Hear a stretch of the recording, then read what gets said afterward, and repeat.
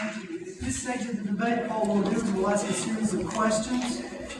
There will be a question where we'll start, since we start with Mr. Duckworth, we'll start the question with Ms. Forsky and then alternate. Each person will get 1 minute, and then the other person will get to respond to that, and then they'll also get to rebut the original answer, then go back. So you'll have 2 opportunities per question to get the debate and get the dialogue flowing free.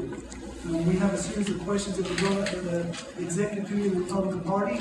So at this time, we'll draw in the box, and whatever we get, we'll start with those questions. This will start with you. Forsyth County has been approved for an Investing in Education Excellence Partnership contract. How do you plan to use that contract for our school system? You were talking about the IE Squared program. The IE Squared program that Forsyth County has in Georgia gives our teachers and our school leaders a lot of freedom and flexibility. One of the ways they do that is through classroom size, which I know does concern people when they have the ability to raise the number of children in the classroom. Luckily, our system has only chosen in some places to raise it at only 1 student. The upside of that is they're allowed to play around with the funding. And as I've spoken to different teachers and I've spoken to different principals, they really love the flexibility of being able to think outside the box. For example, with the changes in funding, it allows the teachers, oh, there we go. Now you can hear me. What it does is it allows the students and the teachers to have local control right down to the individual schools. The principals who know their teachers and they know the students can take the money and use it as they see fit.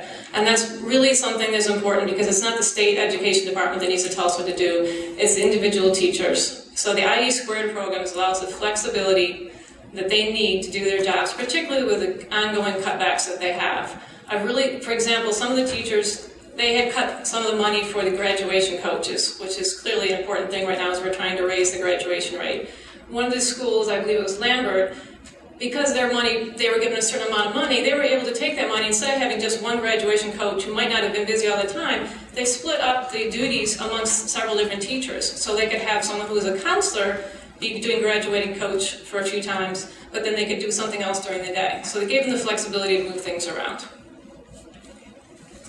Mr. Duckworth, would you like to have the question repeated, or are you okay? No, I'm okay with that. I understand IE2 very, very well. First of all, congratulations on building that standard. That gives you a lot more flexibility. I'd like to help take it even further.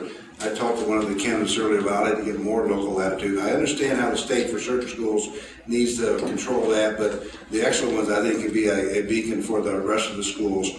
What I want to do, besides help us get through this financial times for the next 2 years, is I really want to compare ourselves with best in class. We're good amongst the other Georgia public schools. There are other schools that we need to compete against. We need to have our strategic plan to be metrics oriented, and so we could set incentive systems for administration, and we can raise the bar and go back and get even more latitude in the future. It's all about continual growth, continual improvement, continual benchmarking, and reporting to you, the citizens, how well we're doing on that. And I would be glad to help with that because that's what I've always done.